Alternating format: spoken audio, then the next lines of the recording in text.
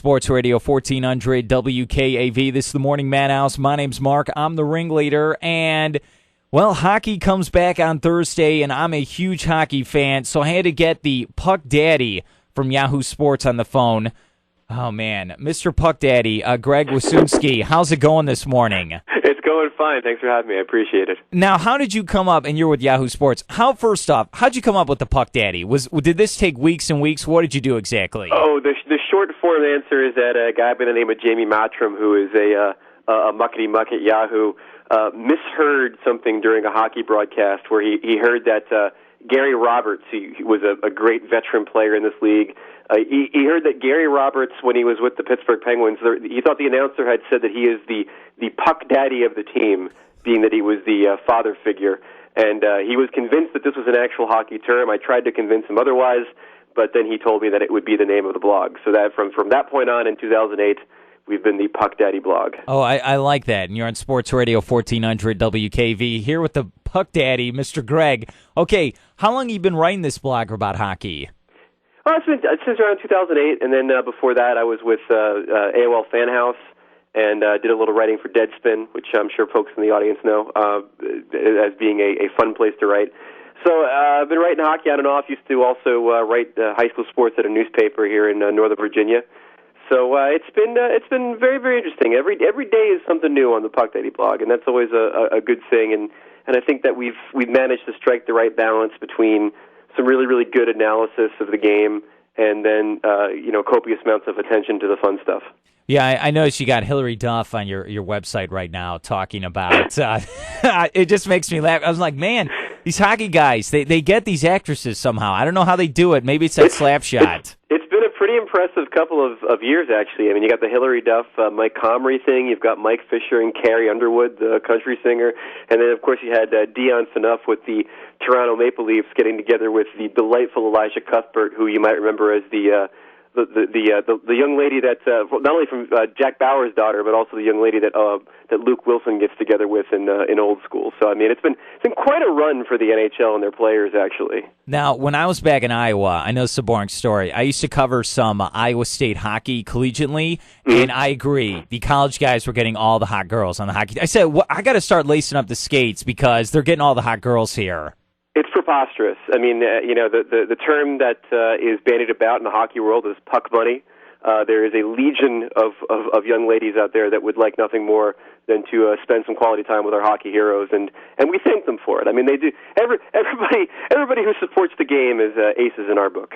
Sports Radio 1400 WKAV. We're joined here by the Puck Daddy from Yahoo Sports, Greg Wyshynski. And Greg, okay, let's get to the real talk. I read your article on the Washington Capitals, and that's a local team well, some guys like to root for here. I know I do. And they came off an impressive year last year. You know, you had the MVP, Ovechkin, number 8. He was great. And then they got to the playoffs, best record, most points, and then the Capitals beat them. I mean, what can we expect this year? Can they at least get farther in the playoffs? I think they're going to go very far in the playoffs. They're actually my cup pick, to be honest with you, and I don't know if that's the right pick or the wrong pick, but it's the pick I've made. And there's 3 reasons why. First, I want to believe that they've learned a thing or two about the playoffs. It's been now 3 years running where they've been disappointed in the postseason one way or another, and either they're going to be sick of it and get it snapped to and play better, or maybe they've just learned about the amount of effort it takes to win. The second thing is I think that for the first time they are going to make a serious push at getting some of the elite veteran players they need on that team to really win. Closer to the trade deadline, I think they've made a push for a defensive defenseman on the blue line this preseason. They didn't get him, but it shows that they're at least open to the idea of trying to fill some of the holes I think they have.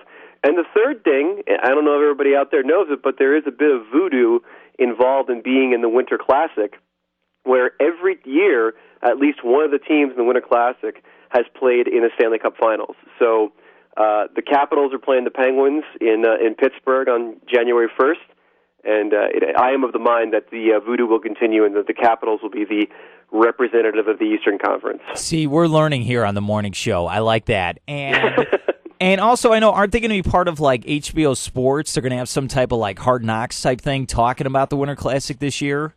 Yeah, it's cool actually.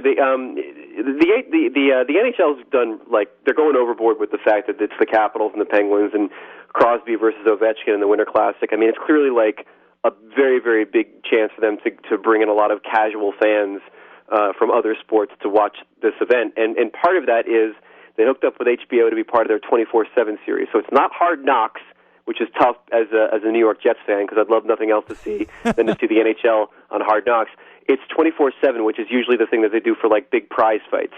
And they're going to have an all-access look at the Capitals and the Penguins leading up to the Winter Classic. They're going to have access at the Winter Classic. It's going to be a very, very intense, awesome look. And if nothing else, I mean, the stuff that HBO has done with sports and the way they photograph the game is going to present hockey in some very interesting ways beyond the whole let's see what Ovechkin's parents are like kind of thing that'll probably happen as well.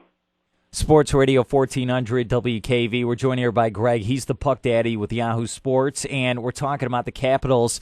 And I was reading this in your article. I know Theodore left as a goalie, so what's going to happen between the pipes for the Capitals? I mean, who's going to get the start for them? That's a real good question, man, because, Semyon Varlamov has been a player that's been groomed for the last couple of years to be a guy who can carry the majority of the starts. But there's a lot of concern about him being injured, and already in the preseason he's been injured, and they had to kind of hold him out just to make sure that he was going to be okay for the regular season. Then there's another kid, same age, named Michael Neuwirth, who's been absolutely tearing it up in the minor leagues during his career with the team. And both of these guys are going to be the options 1 and 2 for them this season, at least at the start. And I think there's going to be a serious competition. If Varlamov gets hurt, if he's ineffective, then Neuwirth's going to take over. And, for everybody out there who's worried about 2 kids being put in charge of this march to the Stanley Cup, I mean, I think we saw last year with the Flyers and the Blackhawks that it's contingent on how well you play in front of the goaltender, that maybe you just need him to be competent in order for you to play for the Cup. I mean, in the Blackhawks case, I think that Antti Niemi was really, really good in the earlier rounds, but in the finals, he wasn't the difference. So, I don't necessarily think you need a grade A Marty Brodeur type goalie to win a Stanley Cup anymore. You're listening to the Mark Moses Show here on Sports Radio 1400 WKAV. We're talking about Capitals and NHL with the Puck Daddy, and I appreciate you coming on. What about Nicholas Backstrom? He's the other guy, the other head guy for the Capitals. I mean, what's going to happen? I mean, I was reading that you said he's going to have a huge, huge season. Oh, for sure. Yeah, he broke 100 points for the first time in his career last year, and really opened up some eyes. I mean, not only is he a guy who can dish the puck to Ovechkin, he's a guy who can score a goal as well, and he's really improved on the defensive end. He's one of the more complete players in the league right now, and without a doubt, if you wanted to put it in NBA terms, he's the Pippen to Ovechkin's Jordan right now, I think, on that team. So, yeah, there's no reason, unless he gets hurt, to think that he's not going to be statistically another monstrous player for the Capitals, and he's a fun player to watch. He's a good guy. He's definitely one of these guys that came over. He's a Swedish kid who came over. He didn't really know the culture, was a little timid at first, but now he's he's got the Ovechkin rub off on him or something like that. He's got all his personality now too. So a fun player to watch without a doubt. And also, I got to ask this because when I was watching the playoffs last year, what about the Geico Mike Green commercial that was ran 5,000 times? What are your thoughts on that? I was like, they must have thought the Capitals were going to go to the finals because they just kept playing it over and over again. Yeah, and it was even more uncomfortable because Mike Green, again, was awful in the playoffs. So here's this commercial with the Geico caveman all bit that keeps playing ad infinitum throughout the postseason, and here's a guy who, by all accounts, was one of the reasons why they didn't win the first round. So yeah, it was a little painful. But again, that's really the issue with the Caps, and it's a unique issue for them, which is that they've got the biggest hockey star on the planet. They're a glamour team. They're in the Winter Classic. They always get featured on NBC and on Versus and places like that. And it's tough to balance that when you're a team that hasn't won anything. I mean, they've not played for a Stanley Cup in the last several years with Ovechkin on the team, and yet they're treated as if they're a champion in waiting by some people, and especially by marketers. So it's a very, very delicate balance to strike, I think. All right, so who do you got? You got Capitals in the finals. Who are they playing? Well, I had to make a pick really early. I'm doing this experts pick thing for USA Today, and I didn't really want to have to make a pick. I actually forgot about the email, and then I had to do it in like 10 minutes. So I wound up picking the Capitals and the Detroit Red Wings in a rematch of the Stanley Cup Finals from years back. And I picked the Caps for all the reasons I said. I picked the Red Wings basically out of nostalgia because I think this might be the last ride for these guys, this crew with Nicholas Lidstrom on the blue line and stuff. So it's kind of hoping that story is available to me as a sports writer. But if I had to do it over again, I might pick the Caps and the Vancouver Canucks. Vancouver is a team that was absolutely loaded last year. There's some hope that maybe their goaltender Roberto Luongo is going to have his head in the game more because they took the captaincy away from him, and they also added a bunch of guys in the offseason I think I'm pretty impressed with. So if I had to do it over again, it'd be Canucks and Capitals, but I've picked the Capitals and the Red Wings, and I got to stick to that. Sports Radio 1400 WKAV. We're joined here by the Puck Daddy from Yahoo Sports. All right, before I let you go, secretly I'm a Blackhawks fan. And I'm the only one in Virginia. What are your thoughts? I think you might be the only Blackhawks fan who is secretive after the last calendar year. I might have been the only guy in Charlottesville watching the Blackhawks win the title last year. Wow, there you go. Well, all right, what are your thoughts? They lost Bufflin, Ladd, Versteeg. I mean, what's your thoughts on the team this year? Well, my thoughts on the team is that it's a team in transition, and I don't think that you can lose as many grunts as the Blackhawks lost down the lineup and still be the same team. The goaltending situation might be a lateral move. I mean, Marty Turco is a veteran guy who had his problems in Dallas, but he's still a professional, and they've got a guy named Crawford behind him that could be pretty good. So I don't know if the goaltending is going to fail him, but I do think that at the end of the day, they had a very good, complete team last year, and they've lost some significant pieces from that team, and I don't think that you can necessarily just go out and try to replace those pieces on the cheap or with kids. You lose something significant when you lose veteran players, and I think they'll take a step back this year, at least in their division. I think Detroit will probably take the division, and it's not to count them out from the Cup because they've got an amazing core of players, but at the same time, though, I think that there are other teams in the West that have improved while the Blackhawks have sort of not fallen apart, but definitely taken a step back.